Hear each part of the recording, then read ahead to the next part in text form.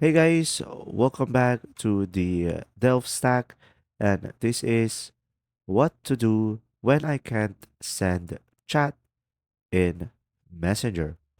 So, guys, if you ever wondered, of course, the practical way to check first is your Wi Fi connection. So, to do that, you can just simply go through the settings, and now over here, go for the connections. Here on the connections, go for the Wi-Fi and make sure you are connected to a stable internet connection. And you can just simply go ahead and forgot and reconnect it if necessary.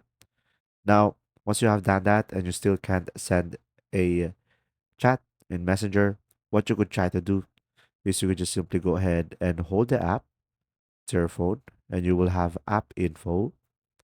Here on the app info, go for the storage, and down below you will have an option clear data, and here you just simply tap on OK. And pretty much this will fix all of the issue because it resets the application.